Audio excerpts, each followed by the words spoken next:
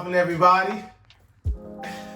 What's good, y'all? Yo, man, it's your boy Jim. I'm him. I'm JOPP. You know what it is. Yes, sir. And we are Real Christian 100. Thank y'all for tuning in. Before we get started, ask that you guys like, comment, subscribe, share it, tell a friend, and tell a friend to tell a friend. And tell your friend's friend to tell another friend. Right. So before we get into this, let me take a sip of my homemade iced coffee. I'm gonna take a sip of my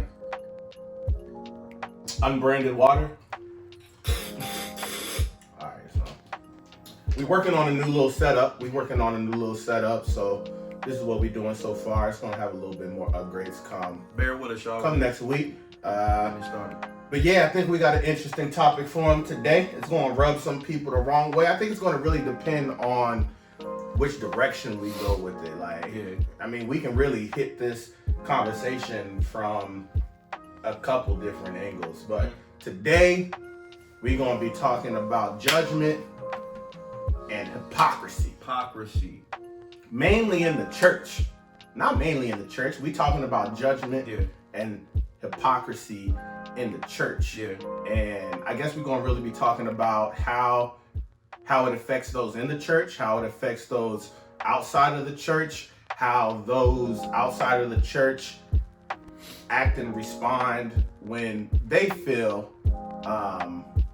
church folk being judgmental or they being hypocrites and stuff like that. So before we get into it, I'm gonna bust a little dance. I know what my buddy's gonna do, and I'm gonna play a little bit of music. Y'all gonna hear it right about now, and I'm gonna get started.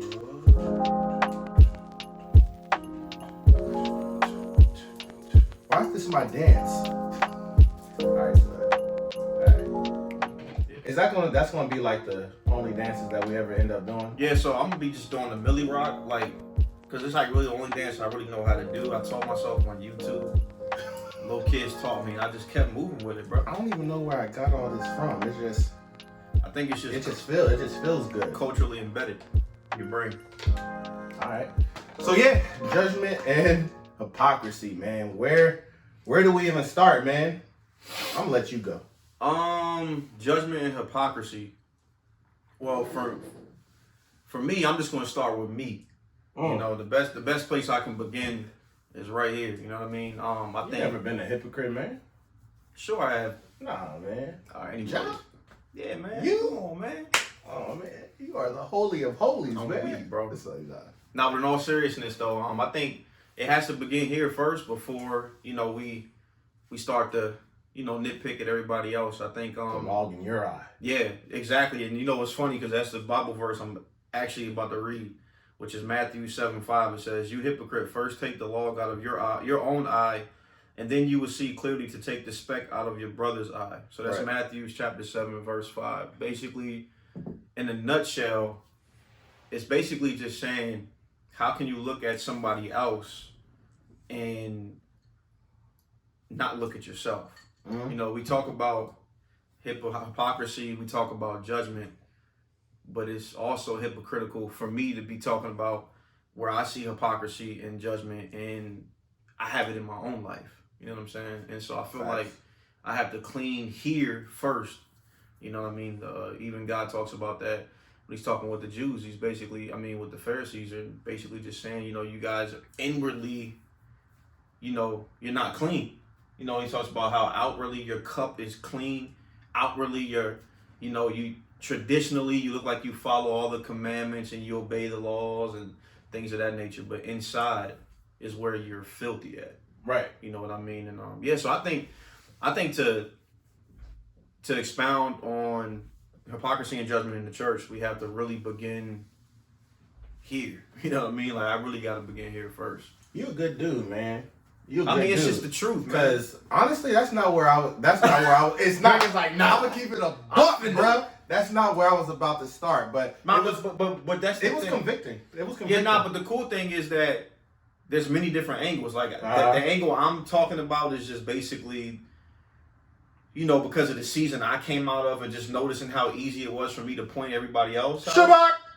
And then, it was like, so for me, it was like, it's so easy to point the finger at everybody else and not really take a look at myself hard enough. I feel like I do it just enough to make it feel like I'm a Christian. Like, oh, gotta clean the little speck in my own eye before I can start wilding out to everybody else. So I gotta, I gotta clean up just enough, just a little smidget. And then the angle you're coming from is also very necessary as well. You don't even know what angle I'm coming from, bro. I kind of felt like I do because of the way you just came, the way you just. Are you a good dude? So now go ahead. Man, I guess the angle I'm really coming from, man, I hope people can feel me, bruh. I hope people can feel me. But I'm coming from the angle of how people view me and some of the things that I do and things like that. That's why, bruh, like, I think everybody goes through that real legalistic, judgmental stage where everything is wrong and you can't be doing this and you shouldn't be doing that and blah blah blah blah blah. Dog, I remember, man, I was in Bethesda. I don't even remember what the little spot was called. And this is like, I'm on fire for the Lord and everything like that. And I'm in some little lounge. I'm actually cooling. I'm cooling. And I don't remember if it was a guy or if it was a girl. I think it happened like 2 or 3 times while I was there. And they was like, yo, what are you doing in here? You're not supposed to be in here. No. And I was like, why not, man? I mean, I ain't doing nothing. But this is where I feel it's probably gonna rub people the wrong way, man. And people should just mind their business, man. But I believe in Jesus' time, people looked at him like a hypocrite because everything that he was doing and the people he was hanging around with and the parties he was going to, celebrations and stuff, it was amongst sinners and things like that. And it's not where the religious folk felt a believer, or especially the Son of God. You claiming to be the Son of God. Why do you dwell among sinners and things like that? But I mean, I talked about it in the earlier video. Jesus didn't come for the healthy. He came for the sick. So I think it's one thing if Jesus was out and he was wilding. And I even think just because he's out and in the midst of them doesn't mean, I don't think that he has to preach the Sermon on the Mount when he's out with them. I mean, your life alone, just being out there and being different than everyone inside your surrounding is a witness in its own. Even me, like, I mean, I partied all the time. Partying is what I did, is what I loved to party. I still love to party. But if Greg is out somewhere now, it doesn't look like Greg out before. Like, even when I had been out, people were, my friends would be like, come on, Greg. Like, people used to me being the life of the party and trying to be the center of attention and out dancing and taking a bunch of shots. And I always do this, man. Taking a bunch of shots and stuff like that. Good thing, man. And I mean, that's not what I do anymore. I mean, I haven't been out in ages. More so because I got married, had a kid, and all that kind of stuff. But I enjoy going out, and I enjoy being around people. Like, I can be around people and be a believer. I can be in the world. I can go. I've already said this. Jesus told us to go out into the world. Like, if I'm not out here tripping and I'm not moving like I'm not supposed to move, I don't get why people look and are like, aren't you supposed to be a Christian? Why are you doing this? Why are you doing that? I'm like, what am I doing? Like, how are you calling me a hypocrite because of that? Now, I don't tell people not to do something that I'm doing.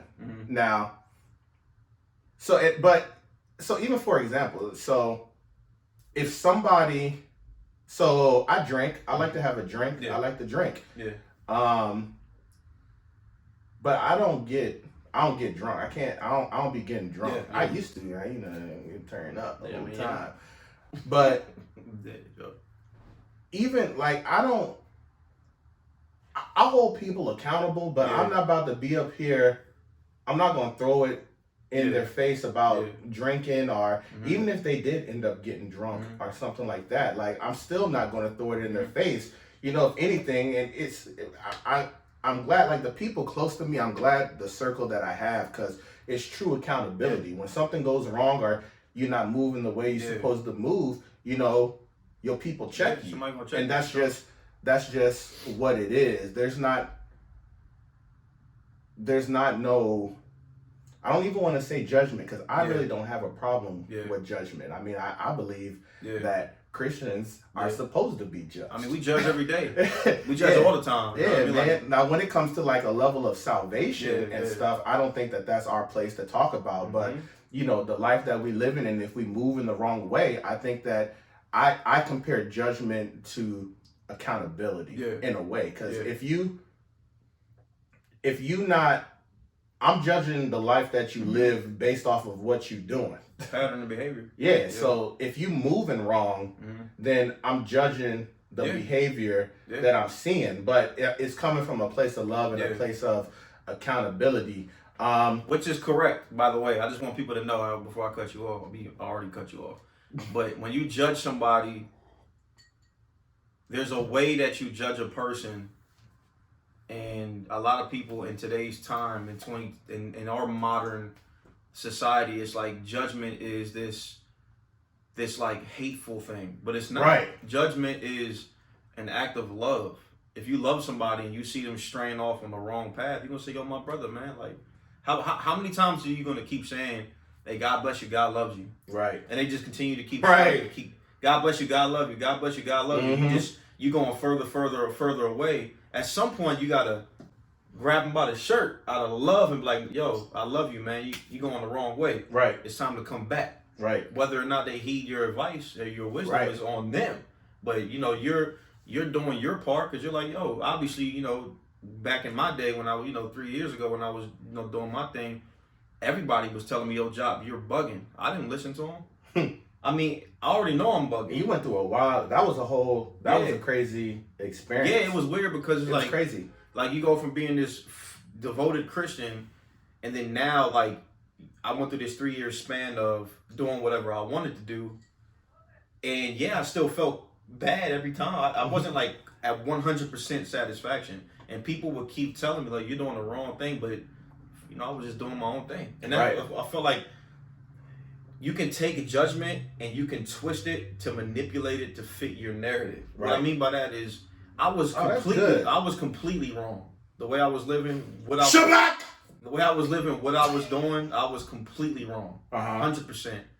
But when people would tell me I was wrong, I would use my church hurt and my past issues to selfishly find a way to connive through the wisdom that they were giving me. So I'll be like, that's good. What about my church hurt I just went through? I ain't done yet. Right. I ain't done it. Right. I still got to call out everybody. I still got to make people feel bad. I still got to, put people on blast. And it was just all about me unleashing things that for me. And it's like, when you realize like you're in the wrong, eventually, man, it hits you like a ton of bricks. You be like, wow, I was wrong. Right.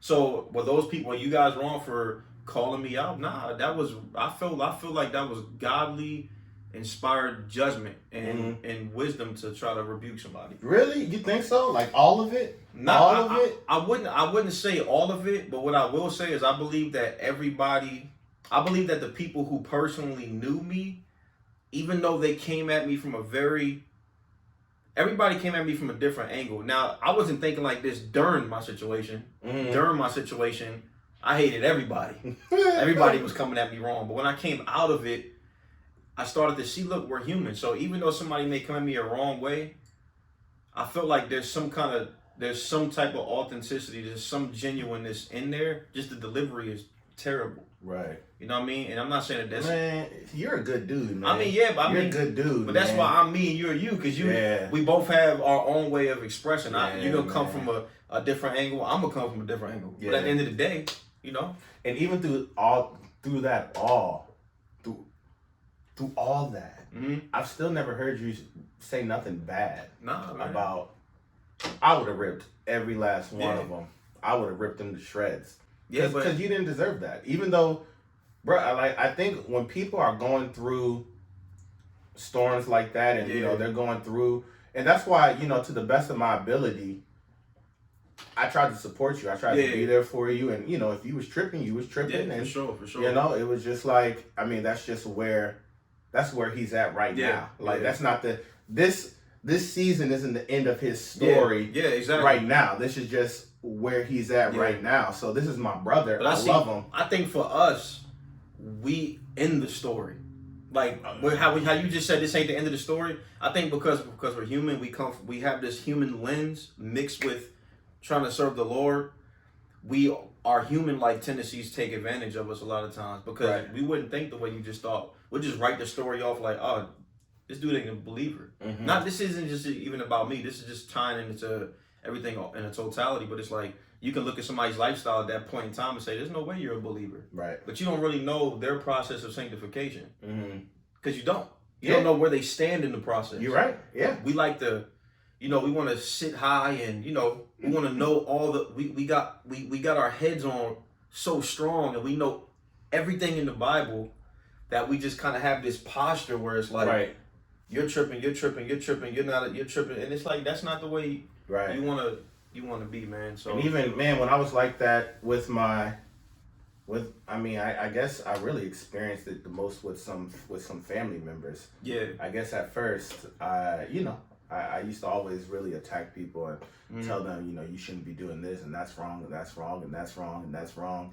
And then as soon as I was hanging out with them and I was doing it, it's like, but you were just saying that that's wrong, and that's wrong, and that's wrong. So I think, I had have you ever, there's like things in your life where you say, oh, I'll never do this, or this will never happen, and stuff like that. I don't know if you ever been put inside a situation where that thing where you said you never would do actually happened. Yeah. Like when those things that I said I would never do actually happened, it changed my whole life, bro. I remember I screamed at the top of my lungs one time, I'm sold out for Jesus. I'm sold out for Jesus. I remember. And I was just so excited about saying that. I'm sold out for God. I'll never go back. I'll never go back. A part of me was just, zealously bold, saying like, there's nothing for me back there. The other side of me was just like, I'm bold for Jesus. Like, I'm never going back. And then I went back. You know what I'm saying? Like, what happened? You ain't never going all back. the posts he was posting on Facebook, man. You ain't never going back to the old life, and then you go back. Right. And so, you find yourself in situations you never thought you'd ever be in. Yeah. So just never say, like, man, this is the funniest thing. This is the third time I'm saying this today. I mean, this has to be the Lord. And I don't know. Third time, y'all. Yeah, I don't know what it is, but know what that is. I've learned to, what was I going to say? I've learned to be very aware. Shut up! I've learned to be very aware of myself, myself, my struggles, and what I'm going through, because even like what can I use for example? So I was about to use my wife for example. That's wrong. I'm gonna use me.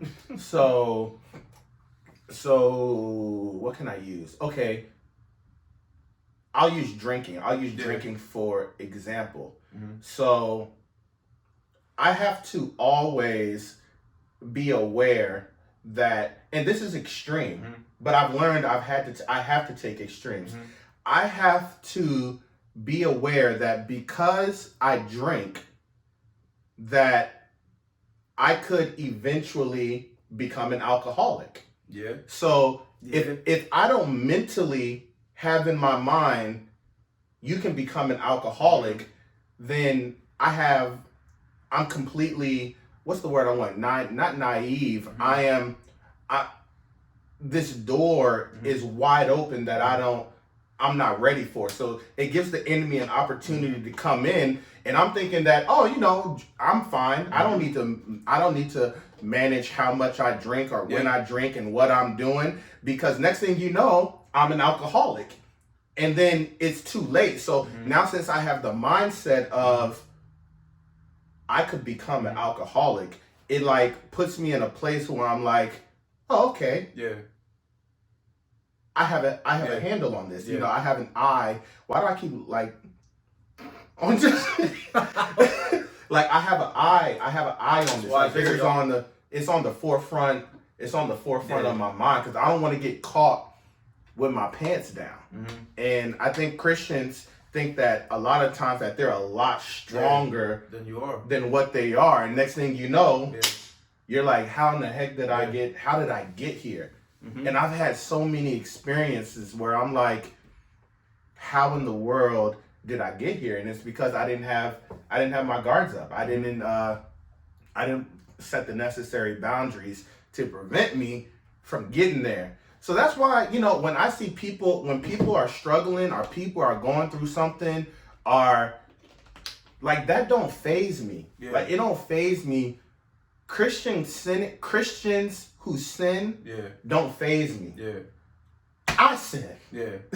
And just because their sin isn't my sin, it doesn't mean that mine is worse. It doesn't mean that theirs is worse. It just means that we're sinners who need a savior. That's why we are believers. That's why we're Christians. So like sin don't like, it don't bother me, because I know that that's not it. Like, again, even with everything you were going through, and even when I've gone through my seasons, it's like, this season sucks. It's not it. That's not it. This season sucks, but this ain't it. Like, this is just the season. Yeah, it's not the end all be all. And I think it's funny, because I know we're talking about judgment and hypocrisy, and I know we're also kind of going somewhere else with it, but I feel like I feel like it's important to say. Anyways, like what you were saying about sin, I think one side is like, we have to know the severity of sin, but then the other side is, you have to understand that you are inside a sinful vessel. Right. So it's like, I read the Bible verses that say don't sin, and you know, you can't sin if you love God, or whatever the case may be. And I also read Bible verses where it's like, you know, wherever, you know, for where sin is, grace abounds. I think it's trying to find that balance to tie in together, because for me, when I was sinning a lot, I had this very uneven thing going on in my mind, where when I was sinning, I didn't feel like I was a Christian anymore, because I was falling in love with the sin that I wasn't supposed. Like, I was falling in love with it, but inside, internally, and in my mind, like all the way deep.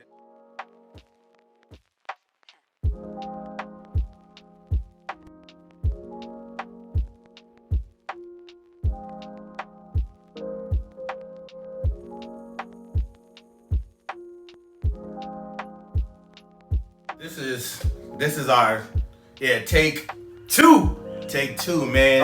I'm just ending. So, and now there's just a whole bunch going on. Chance is crying in the background. It's getting hot in the house. It's all good, man. Hey, you know I'm out of my coffee. You know what? It's all good, man. We still here no matter what. That's man. So wild. So my phone ended up running out of storage.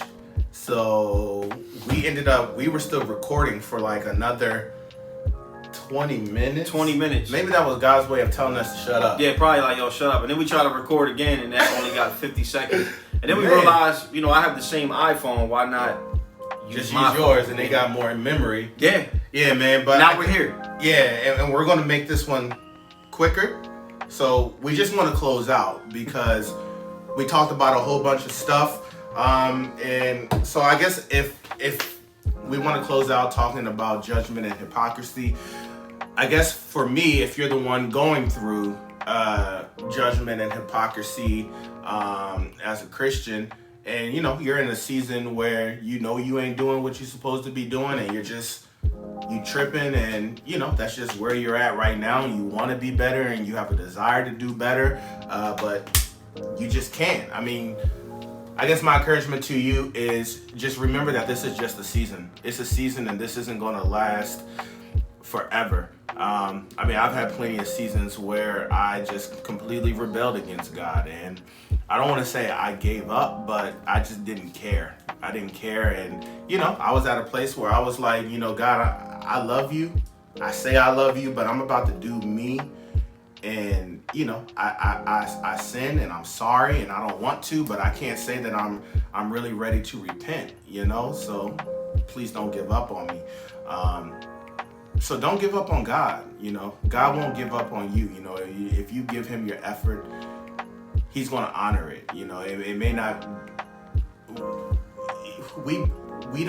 we can't comprehend the love of God and how much he loves us. Not at all. So, that little 10% that you're giving, that's your 100%. That's what you can give. That's all that you can give in that season. So just remember that this is just a season. This isn't the end all be all. You will make it through if you don't give up. Just don't give up on God. God won't give up on you. Yeah. Shabbat! This is the Shabbat ball. I'm not For sure. the third time. I'm not sure if we broke that down, but whenever we say something deep, we go here. Yes, sir. But basically what he just said, man, don't give up no matter what you're going through, no matter what trials you're facing. I know it's not easy being a Christian. This is probably the third time I said this because we keep cutting off. But it's not easy being a Christian at all. I'm going to keep reiterating that. It's not easy by any stretch of imagination. But it is beautiful. You know what I mean? It really is. It really is. It really is beautiful. Just getting closer to God through trials and tribulations and going through storms and being able to come face to face with God, his character, his love, his grace, his mercy, his forgiveness, which is very important. You just have to understand, man, look, it's not a cakewalk. You know what I mean? And when you feel alone and you feel by yourself, that's the time that you need to reconnect. So those moments you draw back, those are the moments you actually need to be pushing forward and linking arms with somebody and doing life with somebody. Don't fall into the trap and fall further back and further isolate yourself. Talk to him. It will really damage you spiritually and emotionally and physically. I mean, it'll just damage you all across the board, but most importantly, it would destroy your spiritual life if you try to serve God by yourself. Anyway, with that being said, man, do us a favor. Make sure y'all like, comment, subscribe. You know what I'm saying?